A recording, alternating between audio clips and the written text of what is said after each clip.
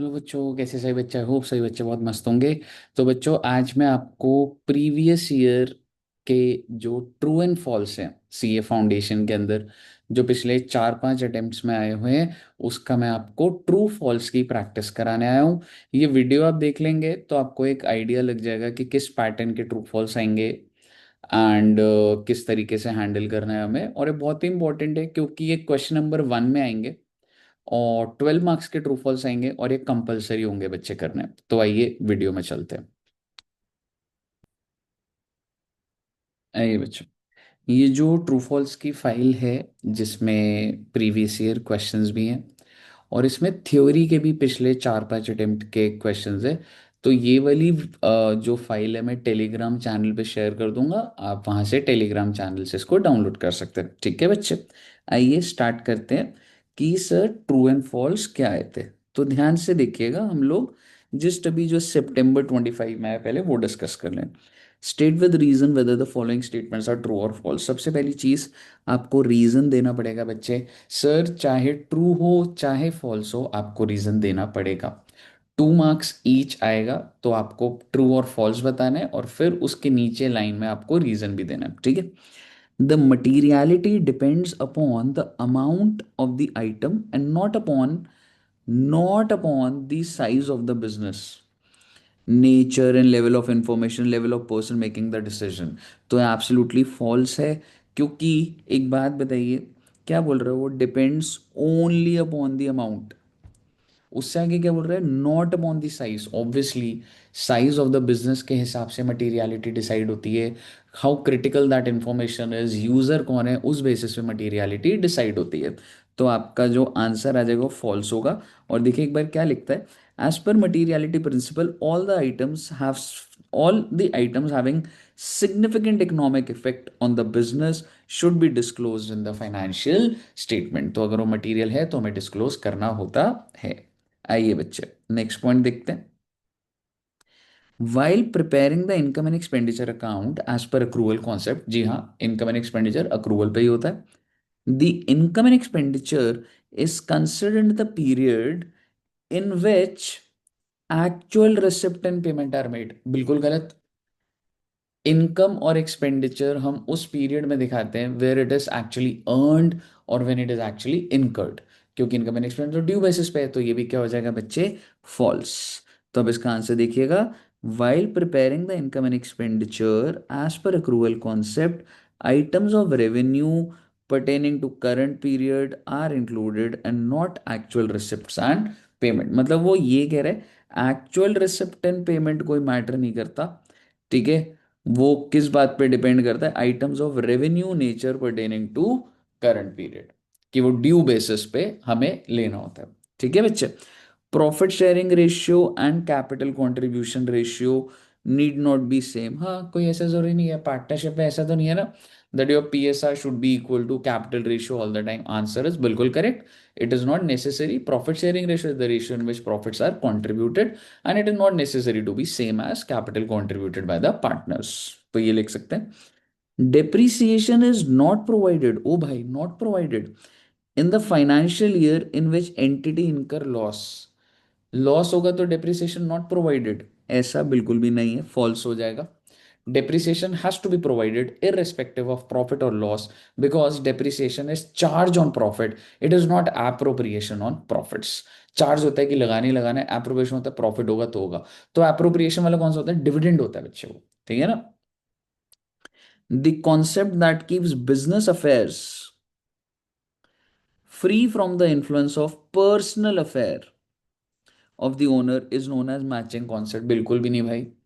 Business affair और personal affair अलग अलग एंटिटी कॉन्सेप्ट करता है। So business affairs and entity and personal affairs are different as per entity concept, it is not different as per matching concept।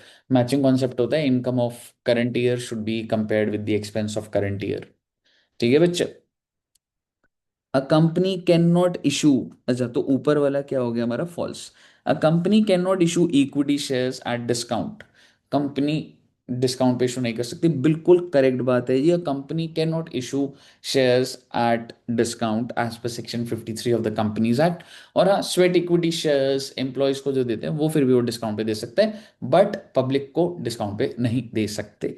तो आपका ये 12 marks का आया था, और मैं इसको यही बोलूंगा बच्चे कि ये इजी कैटेगरी के ट्रू फॉल्स थे, जिसमें आपको ओवरऑल लेवल की आपकी नॉलेज है तो आप उसको अटेम्प्ट कर पा रहे हैं।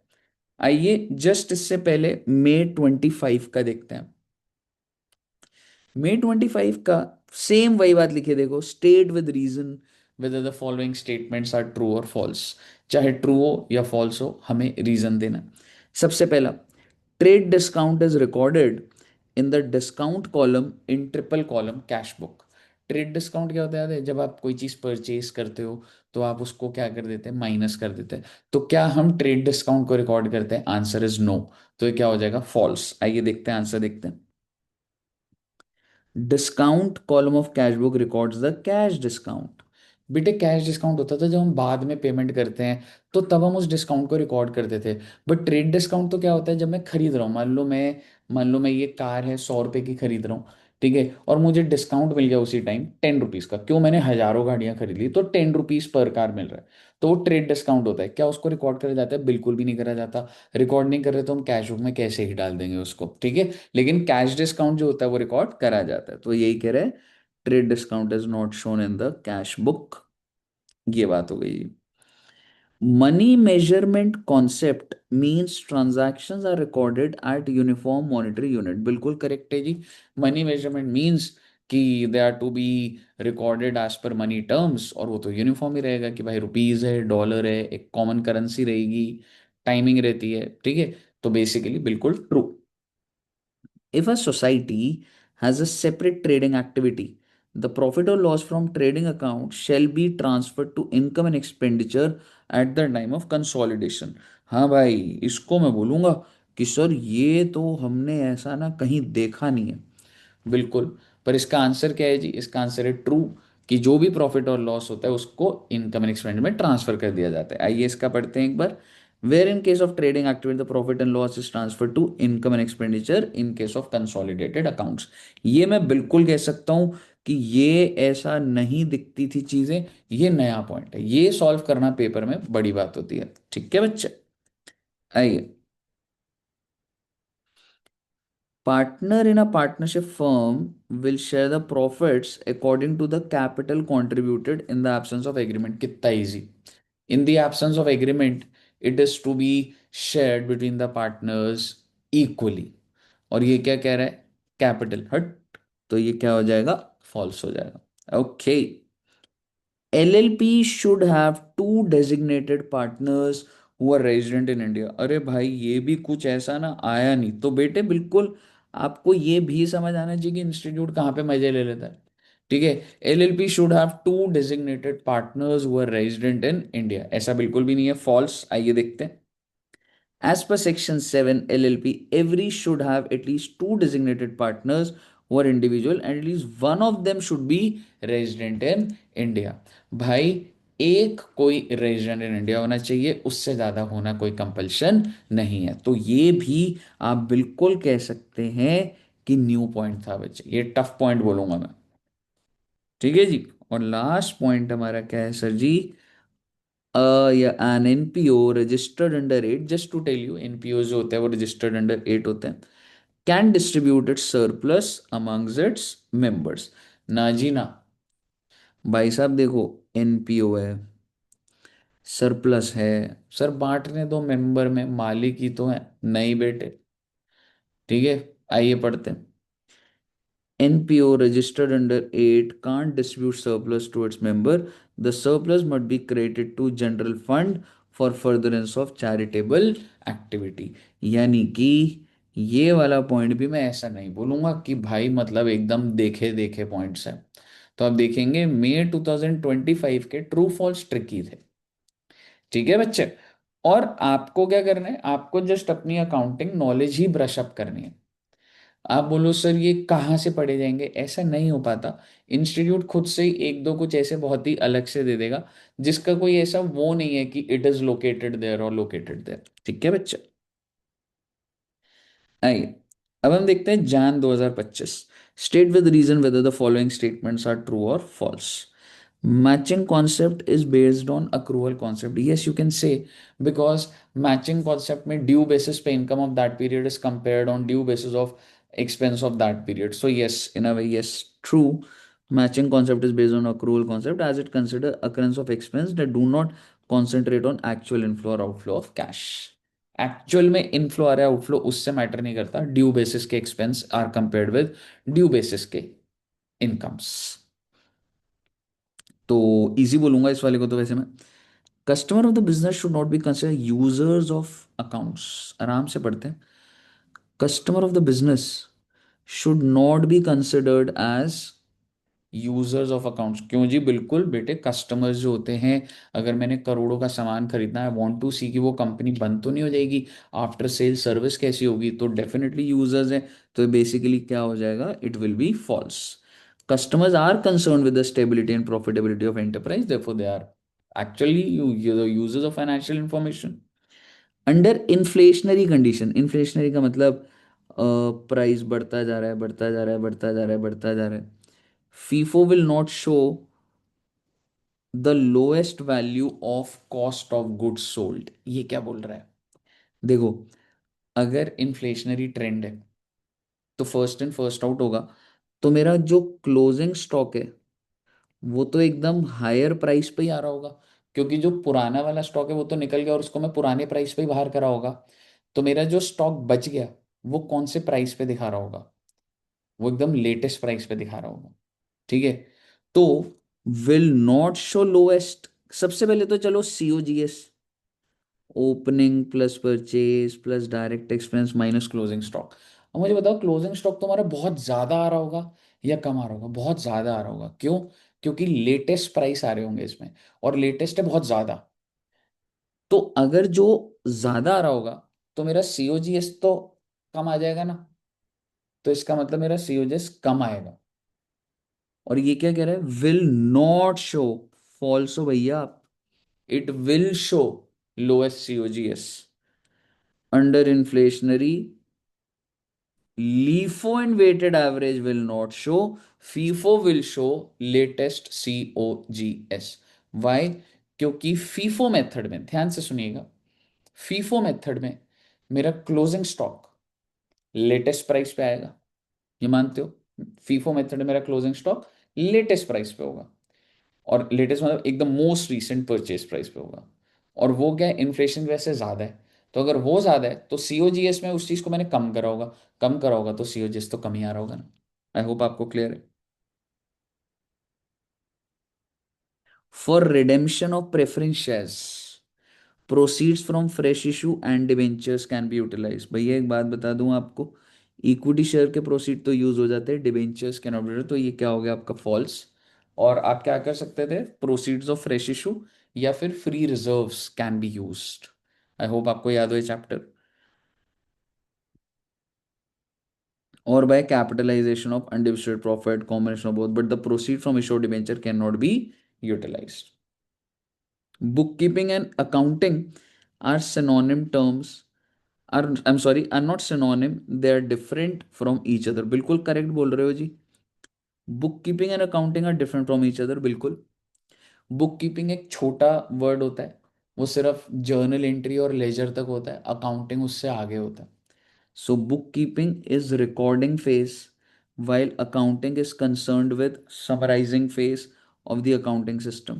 Provide necessary data for accounting, and accounting starts where bookkeeping ends. Theoretical बातें हैं ये, दो तीन लाइनें आपने बस bookkeeping और उसकी लिख दी।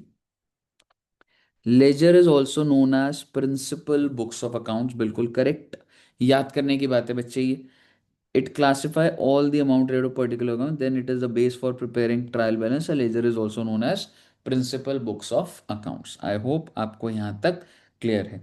तो आइए एक और अटेम्प्ट का भी देखते हैं बच्चे, और आगे के फिर आप देख सकते हैं सितंबर 24 करते हैं। State with reason whether the following are true और false. Nominal accounts are balanced at the end of accounting year. क्या बात कर रहे हो सर, बैलेंस थोड़ा ना होते हैं, they are transferred to P&L। Overall expense, काफी देर बाद वैसे कैपिटल एक्सपेंडिचर रेवेन्यू एक्सपेंडिचर का आया, है ना, मतलब इंस्टीट्यूट दे नहीं रहा, तो वो चीज़ है, मतलब देखो 2-3 साल से आ नहीं रहा उसका। Overall expense of second hand machinery या revenue in nature false. Overall expense होता है मेजर एक्सपेंस, ओवरऑल एक्सपेंस का मतलब होता है मेजर एक्सपेंस, और मेजर एक्सपेंस जो होते हैं वो कैपिटल एक्सपेंडिचर माने जाते हैं, सो दैट्स फॉल्स। बिकॉज ऐसा माना जाता है that it will have longer term benefits more than 1 year, extending more than 1 year, therefore capital expenditure. Valuation of inventory at cost और NRV is based on principle of conservatism, बिल्कुल correct है जी। क्योंकि जैसे सपोज करो, अगर cost है 100 और एनआरवी होता है बच्चे कितने का आप बेच पाओगे, आपने बेचा नहीं है but this is estimated market price. तो भाई अगर मैंने 100 का खरीदा और मैं बेच ही 70 का पाऊंगा, तो मुझे तो 70 पे दिखाना चाहिए ना, सो दैट्स कंजर्वेटिज्म। ठीक है बच्चे।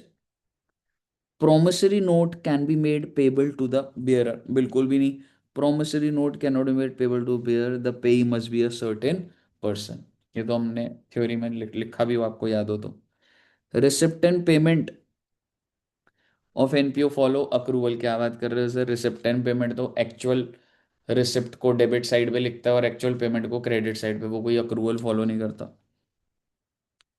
Legal heirs of the deceased partner are entitle to capital account balance only, नहीं नहीं, कैपिटल अकाउंट चाहिए, उनका गुडविल का पैसा चाहिए, प्रॉफिट शेयर चाहिए, सब चीज़ें होती हैं। Legal are entitle to all dues to the deceased partner. मुझे बताइए क्या यहाँ तक क्लियर है? अगर आपको यहाँ तक क्लियर है बच्चे, तो मैंने आपको एक इंटेंशन देनी थी। चलो एक अटेम्प्ट को और करते हैं, जून 2024 का। ठीक है, जून 2024 का कर लेते हैं। State with reason whether the following are true और false. If closing stock appears in trial balance, then it does not enter in trading account, it is shown in balance sheet। वाह भाई क्या बात करी, ट्रू, बिल्कुल। if the amount is posted in the wrong account or it is written on the wrong side of the account, it is called error of principle, बिल्कुल भी नहीं, error of principal होता था। तो सबसे पहले तो ये क्या हो जाएगा, फॉल्स। इन एरर को क्या बोला जाता था, एरर ऑफ कमीशन। ठीक है बच्चे, error of commission not error of principle. But बातों बातों में रिवाइज करते हैं, एरर ऑफ प्रिंसिपल क्या होता था, if capital expenditure is treated as revenue expenditure और revenue expenditure is treated as capital expenditure, it is error of principle. I hope आपको क्लियर है। Accounting standard can override statute, नहीं भाई नहीं, ये बहुत ही अच्छा पॉइंट है। ठीक है, स्टैच्यूट होता है लॉ, हालांकि उसके अंदर ही एएस लिखा होता है, पर एएस जो होता है वो कहते हैं कि अगर हम किसी को कॉन्ट्राडिक्ट कर रहे होंगे तो हम मतलब ओवरराइड नहीं करेंगे, वो स्टैच्यूट विल प्रिवेल, प्रिवेल मतलब statute is higher. cannot override the statute, are required to frame within the ambit of the prevailing statute.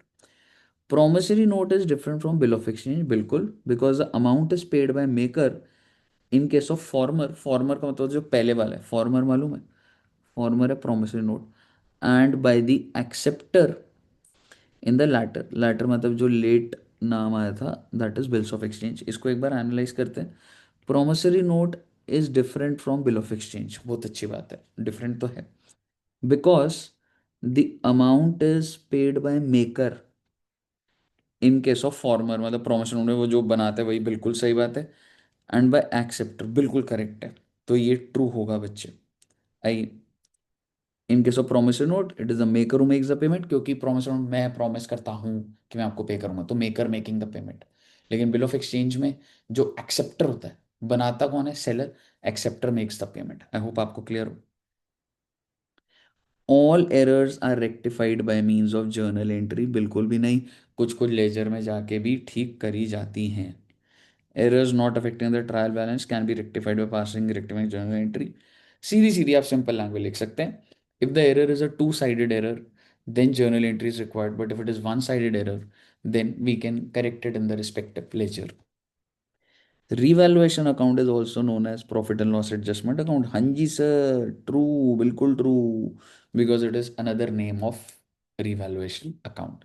I hope आपको एक आइडिया लगा, और आपको देख के ये पता लग रहा होगा यार अगर 6 आएंगे ना, तो 4 तो एकदम सही से हो जाते हैं, 2 पे थोड़ा सा, 1-2 पे थोड़ा इंस्टीट्यूट खेल सकता है, लेकिन ओवरऑल आपको एक आइडिया लगा है कि कैसे लिखना है। अगर आपको ये वीडियो बढ़िया लगी है तो लाइक कर दीजिएगा, कमेंट भी कर दीजिएगा, पढ़ लेंगे जी।